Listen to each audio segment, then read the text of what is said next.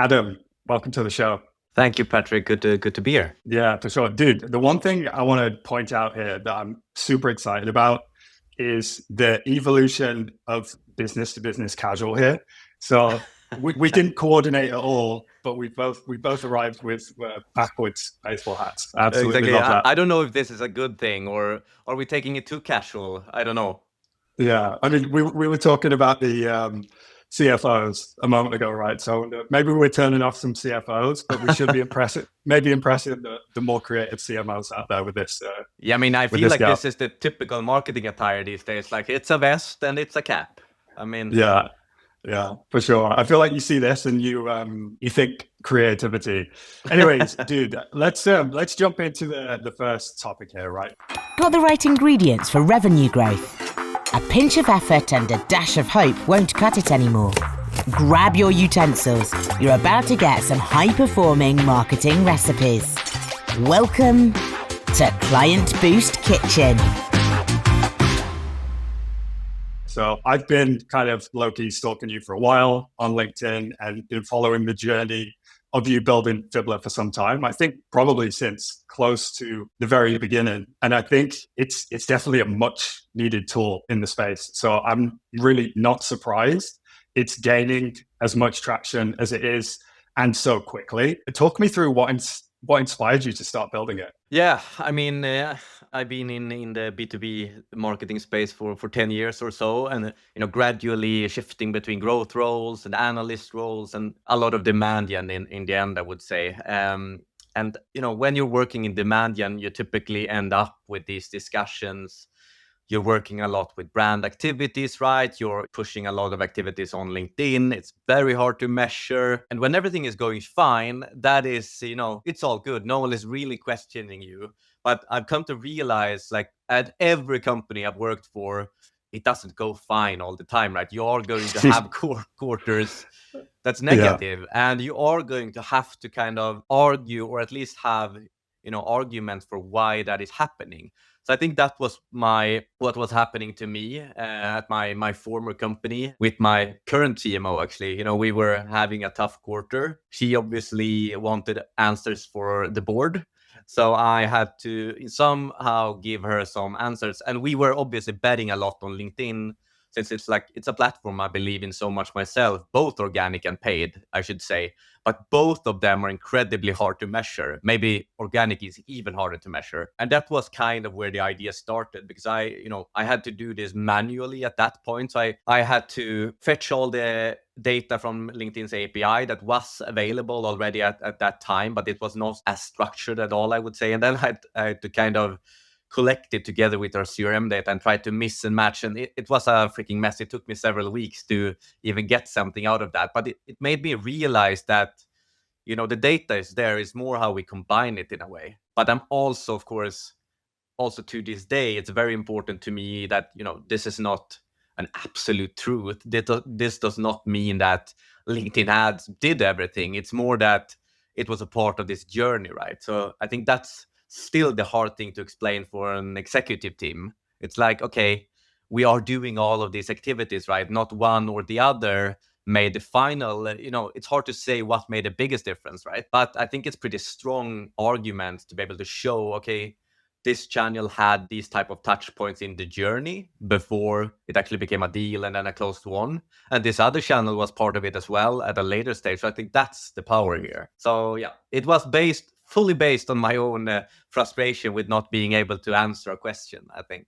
Yeah, I love that. It's a very compelling story, and I've absolutely been in your shoes so many times throughout my career, where it's like it's really frustrating as well, because I think you kind of alluded to it earlier, but that problem that so many marketers face, which is when things are going well, you get none of the credit. But when things aren't going well, you get all of the blame. And I love that Fibbler's trying to help marketers with that. But I think you're right as well, where I think maybe this started happening 20 years ago when digital marketing started blowing up. Yeah. I think we maybe got a little bit carried away with attribution, and we thought, okay, just because we can measure it or we can attribute a click, we're trying to like pin it all to just one step. So that's when you see, I see the guys from Dream Data talking about this a lot, which is things like retargeting campaigns or branded search get loads of credit for performance, but then channels like LinkedIn ads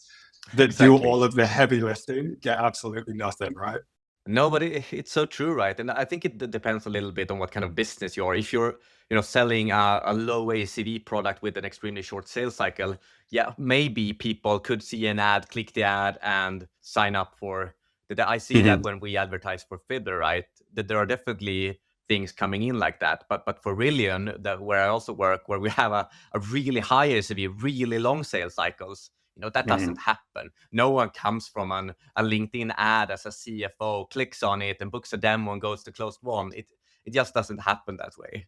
Yeah, for sure. And do you know what? I don't know if this has been your experience at Rillion, but this is something that I've had, especially when I was doing more client work at KlientBoost and in previous agencies. I would say some of the fintech companies that, and again, this is probably different at Rillion because you have yourself, director of demand gen. You've also mentioned there's a CMO there, so it sounds like Rillion gets marketing.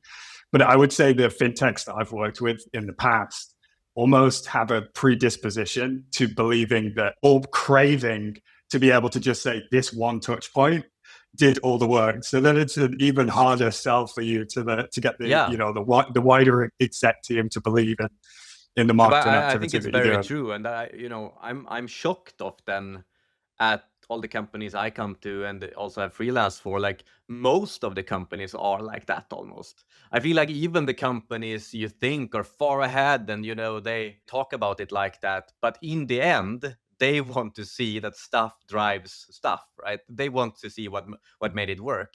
And I get it. It's not a bad thing. We want to understand what works, but maybe not in that sense. Maybe it doesn't have to be so black and white, right? I think where I see most marketers and marketing teams go wrong is that they typically spin up all of these channels.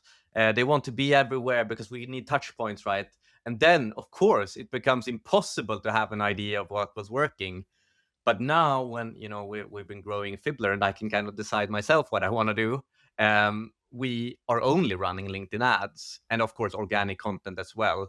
But that makes it much easier to see if I change anything and something, ends up happening in pipeline and in revenue over time. It's probably that channel that had a big impact. If you're a bigger company with all of these 10 plus channels, it's very tricky, I think. Yeah, I would agree with that. And I think from here, you've mentioned a little bit about your kind of day-to-day role being a Rillion. And so what I would love to dig into a little bit more, because I'm assuming this has happened quite naturally.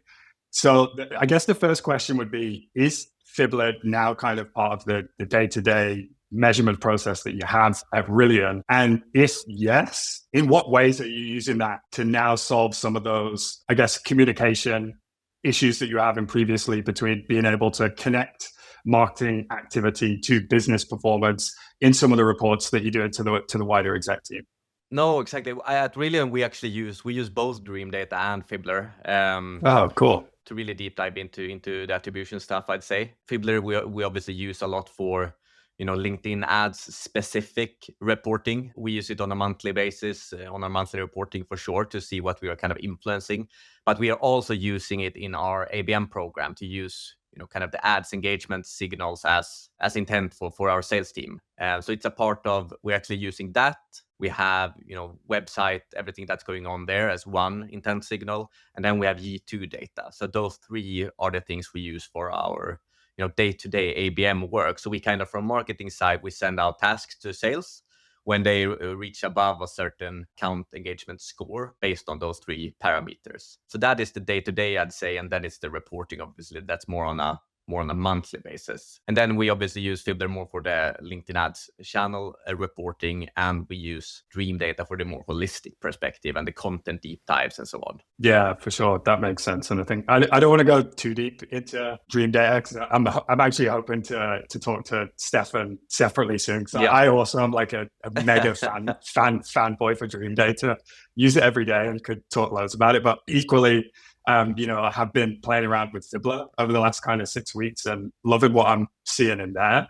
And so what I would say from my experience in Fibbler is I've just found that so useful for the deep dive into LinkedIn ads, specifically how that's performing, and just making account level optimizations on LinkedIn ads. Whereas I found Dream Data being, I guess, more holistic is much better for those wider, bigger strategy decisions. Exactly. So are there any kind of tips you have for ways in which people could use some of the data that they find in Fibbler for just LinkedIn ads account optimization? So maybe going through like some of the stuff that you're actually using Fibbler for at the moment. Like the biggest one for me is definitely to use it to look at trends, right? If we're running our LinkedIn ads, we're doing changes over time, and we can see that we are influencing more and more pipeline and revenue over time. That is a true testament that we are doing something right. And we have a lot of these like shareable dashboards that you can send to your CMO and exec team that I use a lot to send to my own CMO, right? Because at the end of the day, these hard deals, the pipeline, the revenue, that is what people want to see. Like, and regardless if it's like directly attributed or just that we have influenced them, we've been part of that, it doesn't matter as much. As long as we can show that the trend is going in the right way, I think and then you of course have to take it with a grain of salt. Like if you're only running text ads on LinkedIn as an example, which is a super cheap way to get impressions, right? Yes, you would arguably be visible to most of your target group maybe. So still, everything is with a grain of salt, right? So I think it's up to you to also decide how to use it. Yeah. We get a ton of attribution to spotlight ads, and so I look at that sometimes and I'm like, like I do think it's that constant exposure to the brand is probably helpful. But then sometimes I'm like, is it really as powerful as it looks sometimes in the platform? Exactly. But it's so cheap. I'm like, well, I don't really want to test it and turn it off, because if it is working even a little bit, we might as well leave it running. And that's why I also, typically recommend to look at is more on LinkedIn as a whole channel when it comes to influencing attribution, rather than, this campaign seemed to influence much more, let's kill the other ones.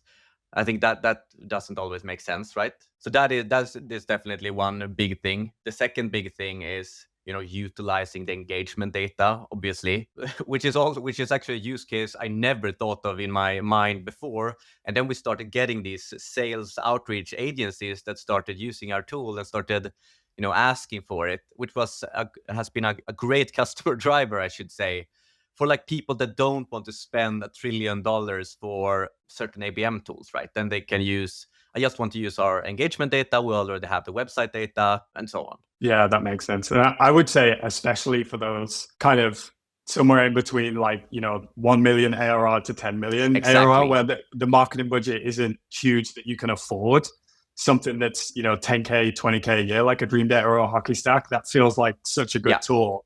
And it's interesting. I wish I'd known about Fibbler kind of 18 months ago, because there's been times where I tried to push clients to get Dream Data. So I was like, look, you're really struggling to connect what we're doing. Even though we holistically can see that this is working, we're struggling to connect the dots together. And so what we would do is that manual process that you talked about earlier, which is go into the company lists on LinkedIn, look at the engagement data, and we'll say, okay, each week, the number of engaged accounts is growing, and the number of total accounts that are showing up is growing that, fit the ICP. And that's a lot of work. Whereas it feels like with Fibbler, you can find that information out like in a click. No, and that has been the vision from the start, right? At that point when we created it, I didn't have the budget to buy a Dream Data or buy a Hockey Stack, right? I knew about them. I knew about the possibilities, but the vision was really to create something that an individual marketer could swipe his or her card for, and then like ask for permission.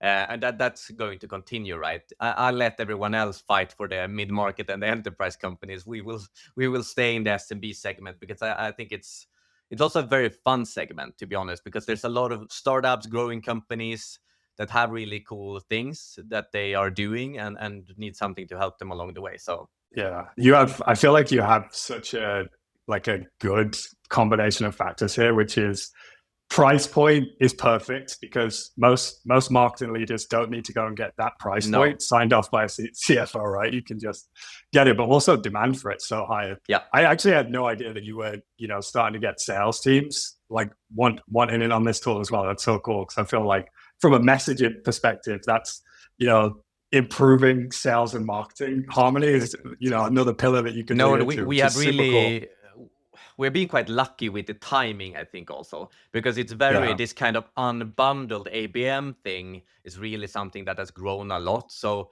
these smaller niche tools, you have your key play as an example, and others have, and that space has grown massively. And then we kind of became part of that, which has helped obviously towards the sales space as well. And I really think that sometimes about marketing in general, if we go a bit holistic here, so much about growing a company from a marketing perspective is timing and finding that product market fit, right? That's always when we see these numbers on LinkedIn, people are, yeah, we did this for a few years. We grew this much in ARR with these great marketing strategies and so on. And how much of that was due to great marketing versus, great timing and product and vice versa? I think that's a really interesting discussion. Yeah, for sure, man.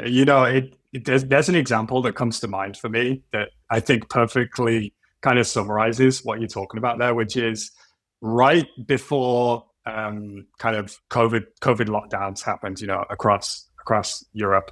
I worked with like a branded merchandise company that had always had, they did what was called PPE, which is personal protective equipment, and so face masks was something that they just always sold historically. And so it was a very easy pivot for us to just do more advertising around selling face masks during COVID.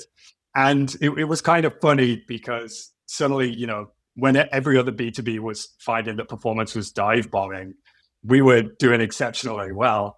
And all of us on the marketing team were kind of patting ourselves on the back. And I think we made a good decision in terms of we pivoted quickly in terms of what we were advertising, but I was like, I think we're taking too much credit here. A lot of it is actually just the market is massively propping us up here, And I mean, I think by doing great marketing, obviously you can skyrocket it even more. But I think that without the existing demand being there, it's really hard to create it on your own, right? To kind of build.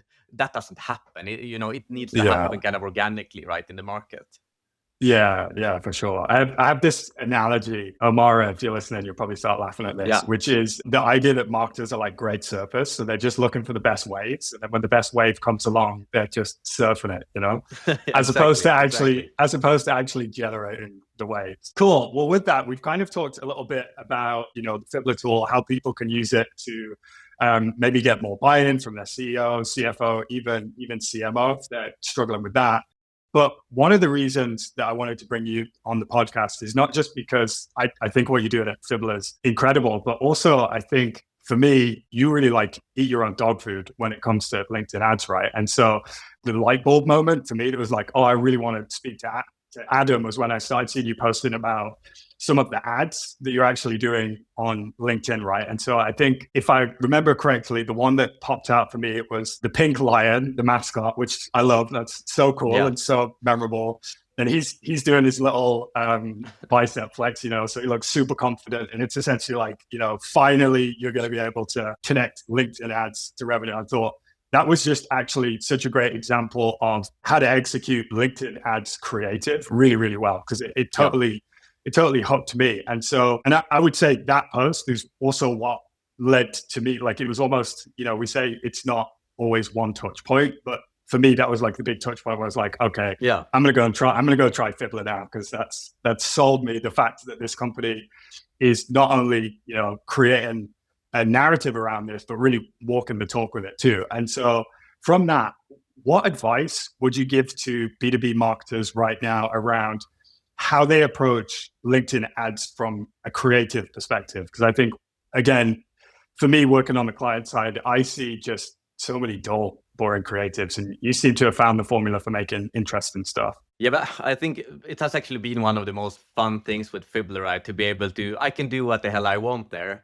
And then I can post about the results, good or bad. And it is probably something that has worked the best for me organically as well. People love to read about, experiments that goes wrong or that goes good and so on. But what I think I've realized, first thing is that it's way easier to market to an audience you truly know, right? Now I'm basically all marketing to myself and to you. Look, Yeah. if I laugh at a meme, probably you would laugh at the same meme. I think that is one, and that is tricky often when you work, as an agency or a freelancer for a company. When I work for Rillion targeting finance people, I don't truly understand them. I don't understand their day to day, to be very honest. I probably never will to the extent that I do with marketers, but I can, of course, get better. And I think that is one thing that helps, trying to get that knowledge about the day to day, which is often you have to live it on your own, right? That is what makes you great. And the second part that I've learned is that I am trying to avoid selling the product as much as possible. I avoid as much as I can to talk about features, to talk about stuff like that, and instead talk more about the narrative, right? And the narrative that I'm talking a lot about is that frustration narrative, right? We're doing a lot with this, but we can't prove it. We can't show that it's working. And generally trying to more focus on the curiosity and sparking that interest instead of ever talking about the product necessarily. Honestly, I would say that thought leader ads is also something that has been a game changer for sure. It's like I've been pretty strong organically, but utilizing them, I have a strong network in Europe, I'd say, but utilizing them to go to the States has been incredible. And it's also the reason I would say why we have more customers in the US than we have in Europe at this point. So I think thought leader ads is something a lot of companies are sleeping on because they are hard. It kind of requires that you have already started posting a bit organically and built that presence. But if you get it right, it's really,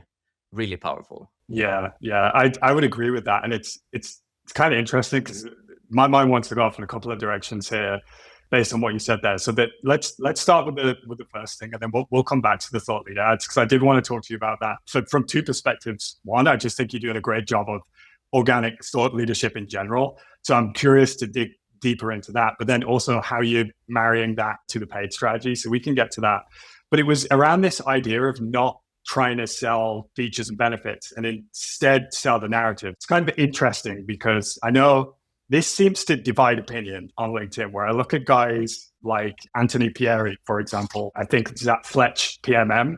And so I think he's very capability focused, where it's like you need to sell the solution. And maybe it's different for every business, but I know for us, right, one of our top performing ads that gets the most engagements, gets the most attributed conversions, has the highest dwell time, it was just a really stupid idea I had that I plugged into AI, which was a lot of prospects will come to us and they'll be like, look, I doubled my ad spend, and all that happened was my CAC doubled. I didn't get any extra pipeline. I just doubled my ad spend and nothing happened. So I had this idea for just somebody wearing a t-shirt that says, I doubled my ad spend and all I got was this lousy t-shirt, And that ad doesn't say anything about our service, doesn't say anything about what we do, but that's just absolutely gone off because I think, to me, it really just gets to the heart of the problem that lots of marketing leaders are having right now, which is I keep investing in things, but it doesn't seem to be working. And so then they'll come to us and be like, okay, we can figure out what's working. So it sounds to me like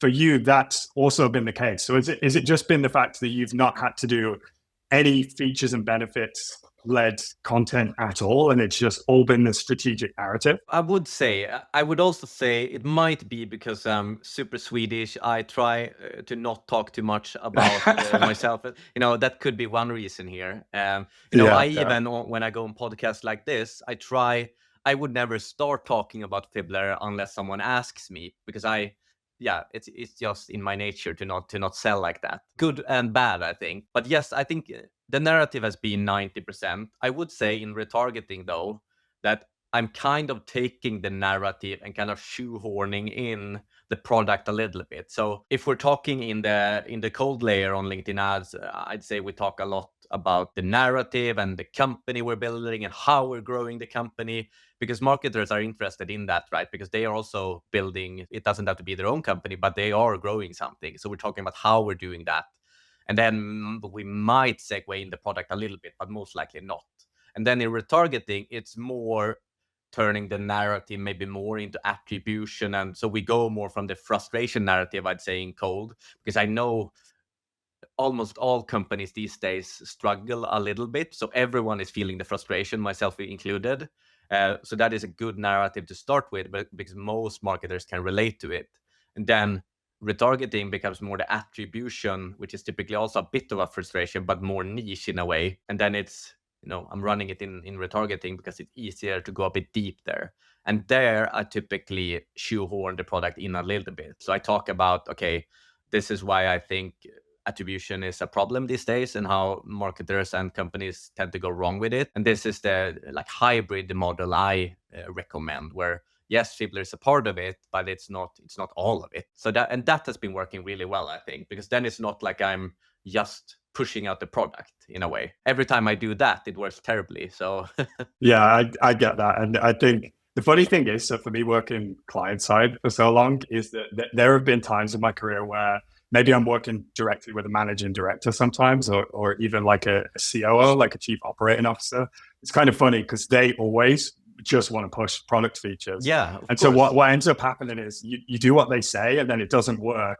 And then you have to roll back to what you wanted to do in the beginning. But so I think, you kind of mentioned there about how like part of it is just, being Swedish. It's kind of in your nature where you don't want to be too pushy. I think that's also even more broadly just a very European thing as well, like versus the US, right? Like I think we're a little less comfortable being super salesy. Probably the UK is maybe one of the more salesy in Europe, and it's still not aggressively salesy by any means. But I actually feel like you kind of mentioned there where you don't really position Fibbler as the answer. You just position it as part of the answer. Yeah. And I know for me, I'm now like going back of all the interactions I've had with your content, with Fibbler content. And I remember a while back, just a post, I think it may have even been, you could have been on the Dream Data podcast potentially.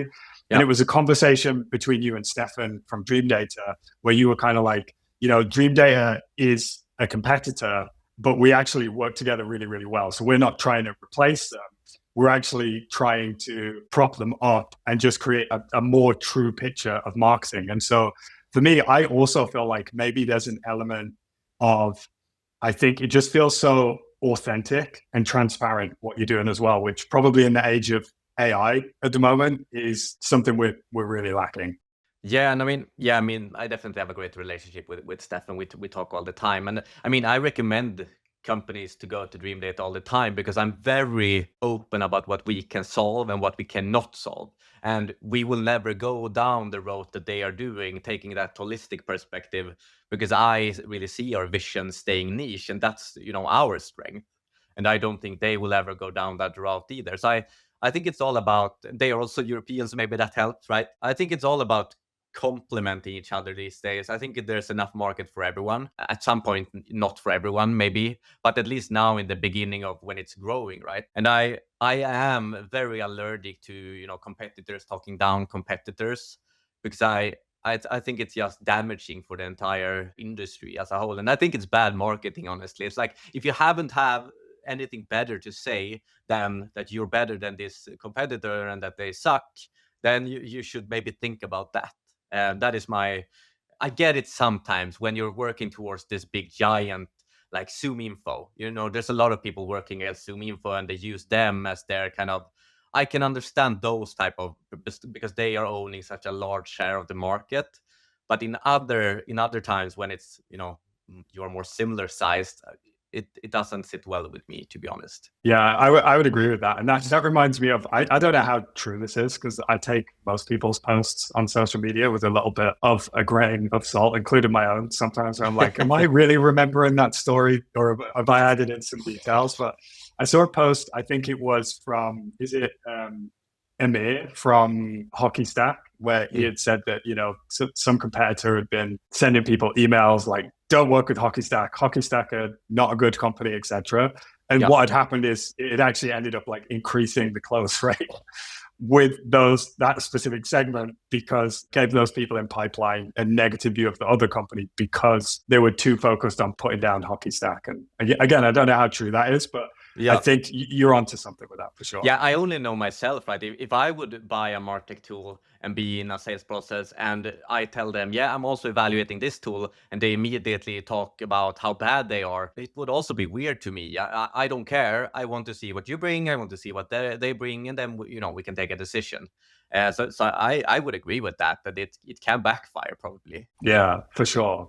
So I want to come back. We will get to the LinkedIn organic thought leadership stuff too, but you were kind of alluding to a little bit about the campaign structure that you're running on LinkedIn there. So I think that would actually, I didn't plan this, but I think that would just be a useful thing to talk about. So it sounds like you're running kind of cold prospecting into retargeting sort of layer. Can you talk a little bit about how that structure works? So what type of content and targeting is in the cold layer, and then how are you running that retargeting layer, and also what type of content's in that? Yeah, no, but it's obviously shifting a little bit, but I'm trying to keep it very simple. But I would say that I see LinkedIn as a pure brand awareness channel for Fibbler. I don't try to capture people at all, I'd say. Maybe a little bit in retargeting, but not really. So I run a cold layer for sure. Always have a text ad campaign in there because it's basically free impressions, right? So I try to have our big positioning and narrative just top of mind to our buyers at all times. Then the big campaign for me that we're going to come into maybe is the thought leader ads, obviously. So I take my best performing organic posts that has the narrative in it, and then I sponsor it up. And I typically do maybe 2 new each month or something like that. And then I typically remove the one that worked the worst at that point. And then I typically have either an image ad campaign and a video ad campaign, more trying to paint the story of that narrative. So right now, I'm using video ads that I'm doing together with a freelancer to kind of show that interaction between an executive and the marketer and that is working really well right now. So I'm trying to harness that narrative in many different ways. And then going into the retargeting side, which I'm doing from, obviously people going to the website, to our company page, that are interacting with our thought leader ads, or seeing, I think I'm using 50% of the video ads at this moment. So all of them grouped together in a retargeting pool. I run the exact same text ads towards them because we have the same positioning. I just want it in their face at all times. But the thought leader ads change a lot. So it turns more into this niche narrative that I talked about, attribution specifically often. So I usually have a lot of attribution specific posts in there, and then kind of segueing the product. And then I'm also using conversation ads a lot in retargeting. And it is also something that is probably the most conversion driven I'm doing. And it's working quite nice.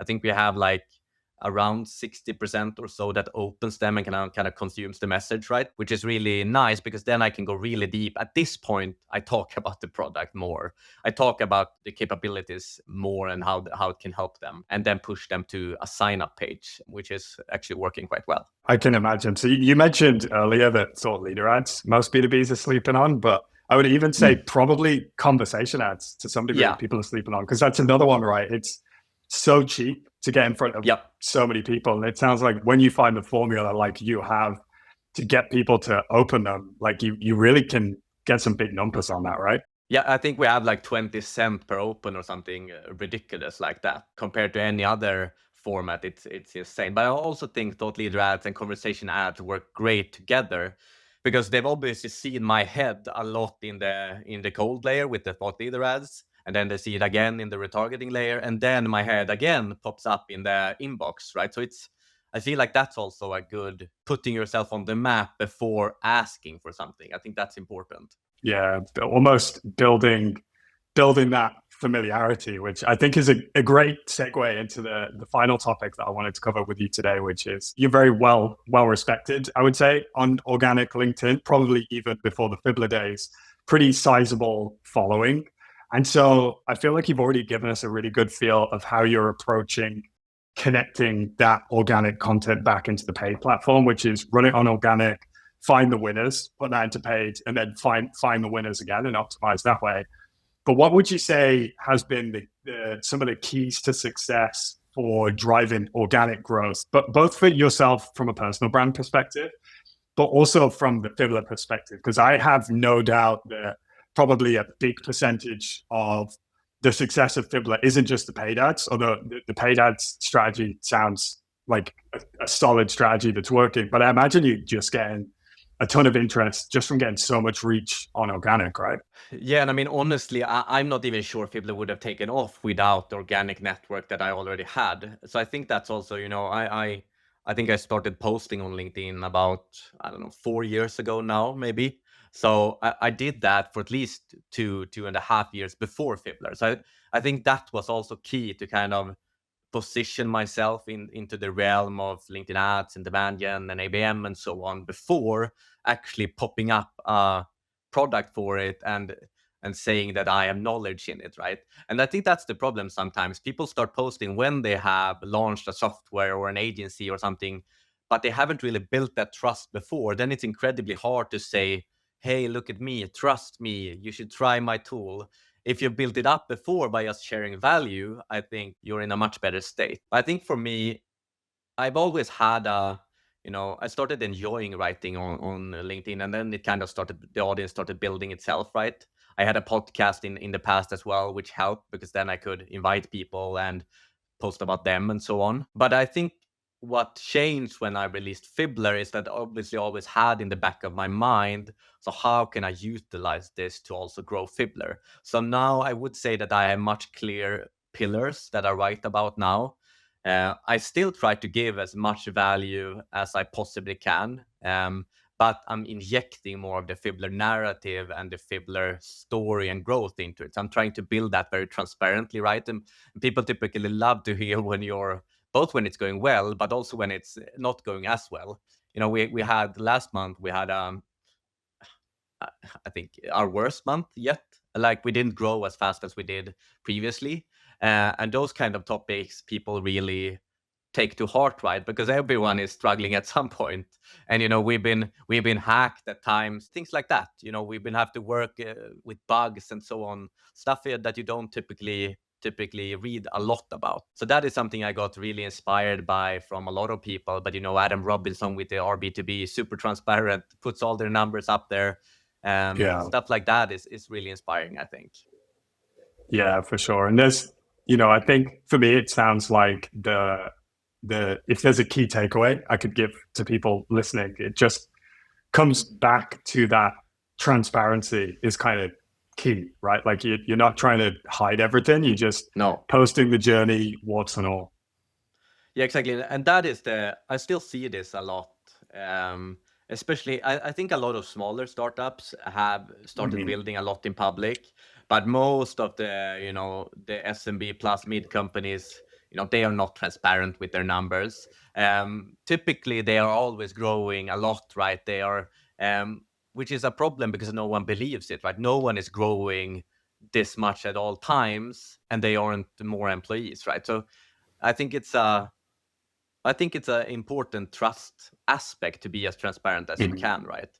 And I get that some people have boards, etc., that they aren't allowed to share things, its valuations and so on. But if you can, and if you have the availability to do so, I think it's an awesome marketing strategy, actually. I would tend to agree. And I think that the funny thing is for me, I've been in marketing, like I've been in sales and retail and marketing for like 15 years, but marketing specifically for like 6.5, 7 years at this point. And I must have worked with 100 B2B companies in that time. And like you say, I have never worked with one B2B company where it's just month-on-month growth every month, quarter-on-quarter growth. Happen. Every quarter. It doesn't happen. And everybody struggles. But you go onto LinkedIn and you would just think that everybody's crushing it every single day. Exactly. I think we're kind of part of the ecosystem where I would like to think we're maybe removed from that kind of like bullshitty style of content that you see. But, I was reading a post yesterday where somebody's like, I replaced a 100-person SDR team with an AI agent. And I'm like, shut up. No, you didn't. Come on. No, I typically have to tell myself sometimes, it's like, you're not doing bad, right? And I think as a newer marketer, I think that can be hard. Like if the only thing you see when you go on LinkedIn are people that are succeeding and doing very well, you're getting this image of why am I not there? Why am I not doing that? So I think you have to take everything with a big grain of salt, and also realize that most people don't write on LinkedIn as well, unless they have something good to share. So I think that also goes into it. Yeah, that's true. Actually, that's very true. And I think one of the tricky things with marketing as well, and don't get me wrong, I think I've maybe carved a reputation for being a very revenue focused marketer, and I would say that's very true to who I am. But I think one thing people don't realize is that even when revenue is the kind of North Star for the marketing team, it's like your product is still operating in a market, right? And so the marketing actually could still be working even though there is a month-on-month decrease in revenue, because you're like, okay, yeah, if you look at the research for the 95-5 rule, for example, what that actually says is, we all say the number 5%, but it's the actual data is it ranges from 2% to 7%. So it's like, well, maybe this month the available demand dropped from 5% to 2%. And even though it looks like the marketing didn't work as well, it actually did, because you captured as much as you could with the resources that you had. And I think that's one part of it that people miss sometimes as well. Yeah, and I've started, I like to look at the growth as kind of this S curve, right? Where now we're in obviously a down period, but at some point it will turn if we continue doing the right things. That is what we have to believe in. And it typically always happens at some point, right? And yes, at some point you work for a company or a product that has no product market fit, and then it might be impossible. But for all growing companies, I would say that happens. Like it's gonna go like this and not in a straight line. And I think I know I did when we started out Fibbler, right? In the beginning, you're like going from 1 to 10 customers. It's like, yeah, if we keep this growth pace, we're gonna be 1,000 customers by the end of this year, right? And then you realize, oh, it doesn't work like that. Yeah. I was actually talking to somebody about this today on a tangential thing, which is it's very easy to get carried away with a small little bit of progress, right? And the example I used was, I always find on LinkedIn, I'll have maybe a week where I'm like, oh, I'm getting 200 likes, I'm getting 250 likes, and I do it 3 or 4 days in a row, and then I'm like, yeah, I'm the shit, man. and then the following week it's 50 likes, 30 exactly. likes. And, marketing's like that. It humbles you all the time. That's also why you love it, right? It's like golf for me. I play golf, right? Yeah, and sometimes it goes so well, and you're like, oh my god, I finally found it, and then you're back out there, and then you're like, yeah, it's back. I'm back. I suck. Exactly. Dude, I love it. I think that's a great place for us to end. A ton of valuable information for the listeners there. Before we kind of wrap up, Adam, if people want to kind of learn more about yourself, more about Fibbler, where can they find you? No, but LinkedIn, obviously, Adam Holmgren. I'm trying to at least write there 5 times a week, trying to stay consistent. Awesome, man. Thank you very much. Thank you.